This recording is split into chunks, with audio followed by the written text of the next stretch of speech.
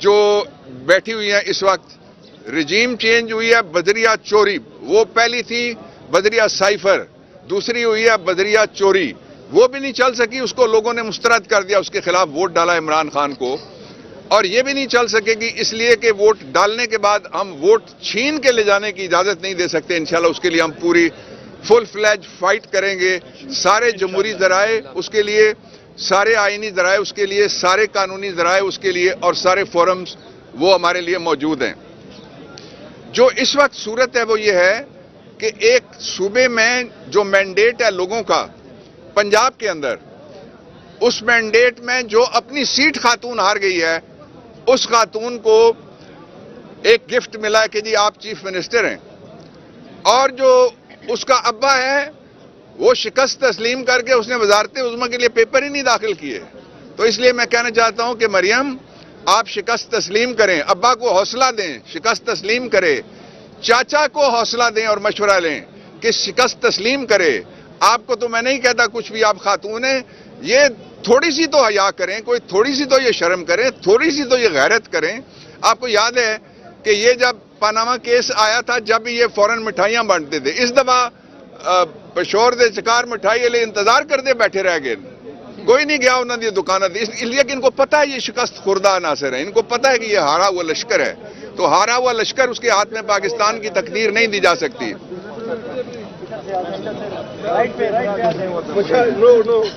قاضی صاحب, قاضی انور صاحب کا میں نے ذکر کیا تھا, ابھی وہ آ گئے, وہ خود آپ سے بات کریں گے. دو چیزیں اور میں آپ کے سامنے رکھنا چاہتا ہوں کہ جو اس وقت پاکستان کی جو معاشی صورتحال ہے اور جو امن و امان کی بھی صورتحال اور مسائل ہیں, وہ سارے آپ جمع کر کے دیکھیں تو آپ کو دو اس کے پہلو نظر آئیں گے. ایک پہلو یہ ہے کہ جن لوگوں نے 1984 میں نواز شریف پہلی دفعہ پنجاب کا وزیر خزانہ بنا تھا, 1988 میں پہلی دفعہ وزیر اعلیٰ بنا تھا, یہ جو اس صدی کے زیادہ تر بچے بچیاں نظر آ رہے ہیں, جو جوان لوگ اور ان سے ہمارے والی جو سٹیج ہے اس میں نہیں ہے, یہ تو اس وقت پیدا ہی نہیں ہوئے تھے جب سے یہ حکمران بنتے چلے آ رہے ہیں. تو ان کے ذریعے یہ تھے جن کو کہا جا رہا تھا کہ یہ لائیں گے تبدیلی, یہ تھے جو کہتے تھے معیشت ہم اٹھائیں گے, یہ تھے جو کہتے تھے ہم پاکستان کو سنبھالیں گے. یہ تھا رجیم چینج کا ازل مقصد کہ ان چوروں کو پہلے ان کے کیسز ختم کرواؤ, پھر ان چوروں کو ڈکیتی کے ذریعے سے عہدوں پر بٹھاؤ, اور پھر ان چوروں کو پاکستان کی تقدیر کے ساتھ وہی کھلواڑ جاری رکھنے کی اجازت دو جو مارشل لاء کے دور میں 1984 میں جنرل جیلانی کے ذریعے جس کا آغاز ہوا تھا اور جنرل ضیاء کا اس وقت دور تھا.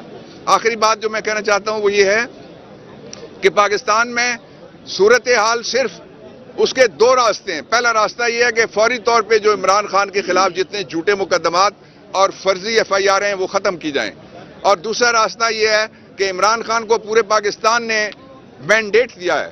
عمران خان کا مینڈیٹ چوری ڈکیتی, چوری چکاری اور چوری کسی اور طرح سے بھی کریں, آپ اس کے ذریعے سے آپ چھین نہیں سکتے. عمران خان آئے گا, وہ سنبھالا دے سکتا ہے. ساری دنیا میں کسی نے آپ کو لفٹ ہی نہیں کرائی.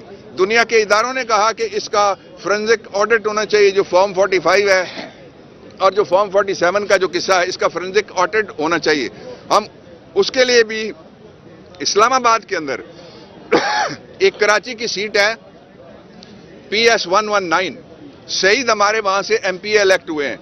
اس میں ہم نے الیکشن کمیشن کو درخواست دی ہے کہ آپ ایک جوڈیشل کمیشن بنائیں, اس لیے کہ فارم 45 کو دیکھنا, یہ جو سپریم کورٹ آف پاکستان کا 2013 کے حوالے سے ایک جسٹس ناصر الملک کی سربراہی میں جوڈیشل کمیشن 3 رکنی بنا تھا, جس میں جسٹس ثانی بھی تھے اور ایک جسٹس KP کے تھے, اس کی روشنی میں یہ بہت ضروری ہے. اور اگر وہ الیکشن کمیشن ایسا نہیں کرتا, اپنے فرائض پورا نہیں کرتا, تو پھر پاکستان تحریک انصاف کا یہ مطالبہ درست ہے کہ ان کو سٹیپ ڈاؤن کرنا چاہیے, ان کو مستعفی ہو جانا چاہیے. میں چاہتا ہوں کہ قاضی صاحب بھی آپ سے بات کریں. قاضی انور صاحب. نہیں, عالم سواتی صاحب بیٹھے ہیں, میں ان کی موجودگی میں اعظم صاحب پہلے وہ بات کریں. نہیں آپ پہلے بات کریں.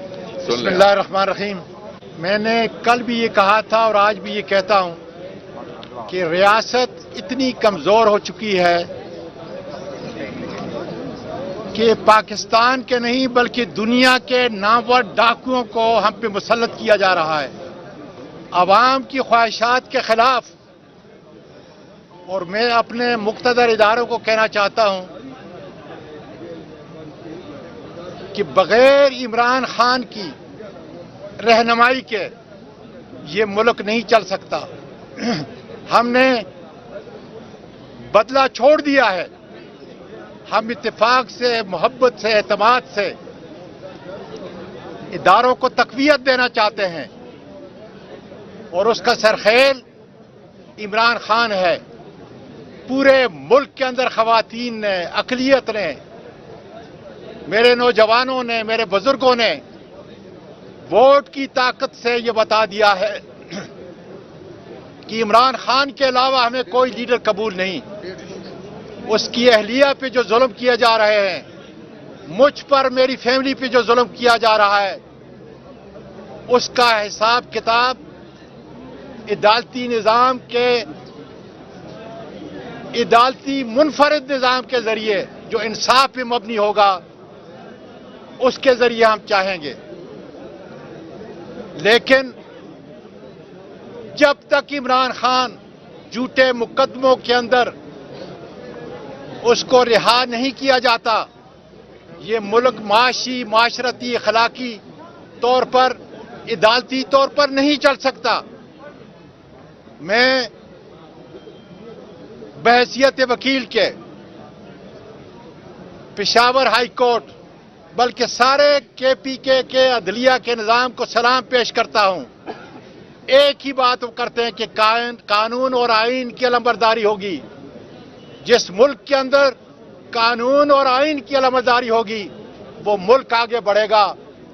اس لیے اگر ہم نے سارے اداروں کو عزت دینی ہے اور ضرور دیں گے تو پھر عمران خان کی قیادت منفرد ہے لکھی ہوئے دیوار کے اوپر، اور انشاءاللہ تعالیٰ اس کے لیے جو بھی قربانی دینی پڑی جان کا نذرانہ انشاءاللہ تعالیٰ پیش کریں گے. اس لیے گزارش ہے سب سے کہ آؤ مل کر اس ملک پاکستان کو آگے بڑھائیں، محبت کی فضا پیدا کریں، استحکام کی فضا پیدا کریں. اس لیے کہ ملک تباہی کی طرف جا چکا ہے، بلکہ جا چکا ہے. بہت بہت شکریہ جی. آپ نے دیکھا ہوگا الیکشن 8 فروری کو ہوئے تھے. کل 1 مہینہ ہو جائے گا 8 مارچ کو. جو الیکشن ایکٹ ہے اس کے تحت الیکشن کمیشن کی پابند ہے، اس کی ذمہ داری ہے کہ 14 دن کے بعد فارم 45 کو ویب سائٹ پہ جائے گا.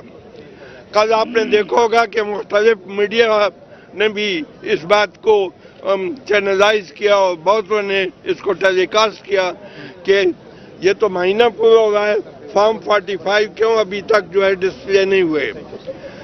یہ ایک آئینی حکم ہے، یہ ایک قانون کی خلاف ورزی ہے. الیکشن کمیشن فارم 45 کو کب تک چھپائے گا؟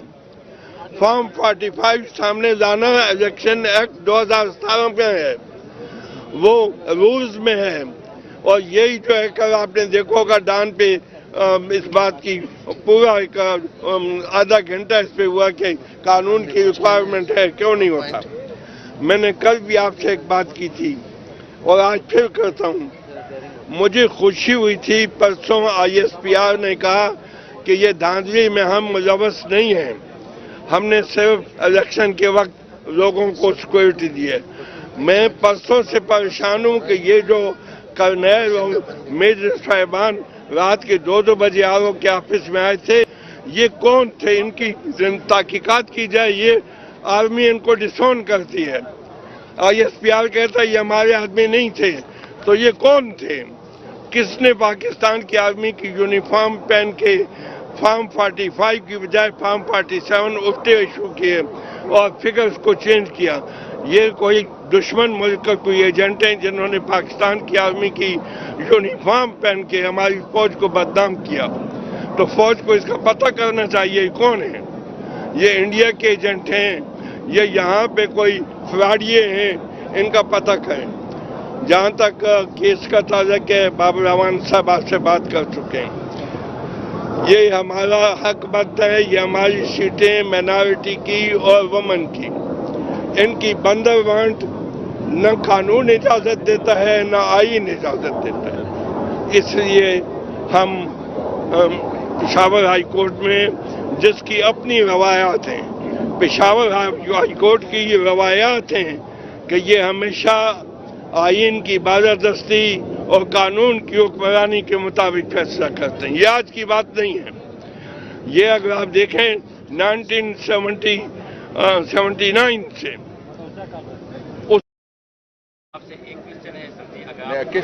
Litigation officer. اچھا، لٹیگیشن آفیسر.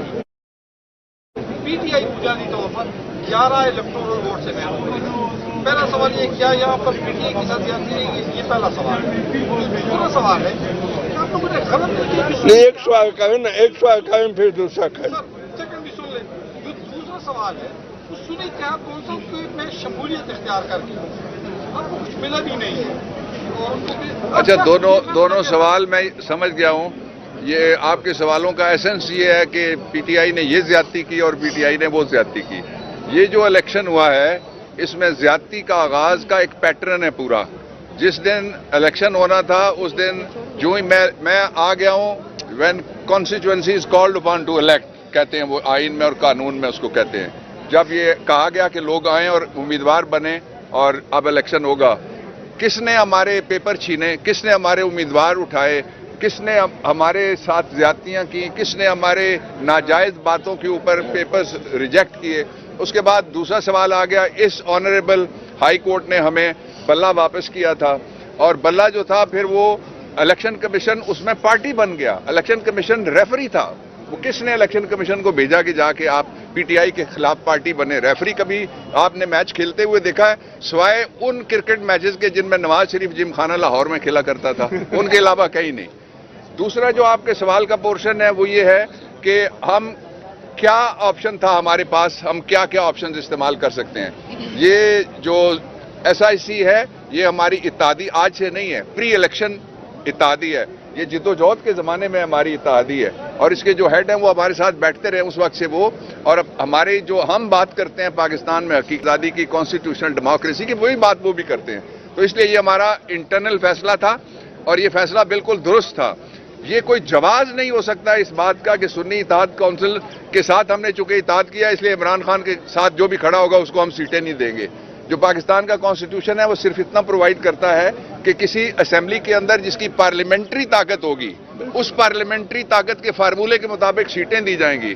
اور یہ جو بابا جی بانٹ رہے تھے ابھی حلوائی کی دکان پہ دادا جی کی خیرات، یہ کس طرح سے، یعنی فارمولہ بتائیں نا کون سا فارمولہ ہے جو استعمال کیا گیا؟ کوئی فارمولہ نہیں ہے. اس لیے یہ جو فیصلہ کیا گیا الیکشن کمیشن کی طرف سے یہ ماورائے آئین فیصلہ یہ قائم نہیں رہے گا. آپ کچھ کہنا چاہ رہے تھے؟ ہو گیا.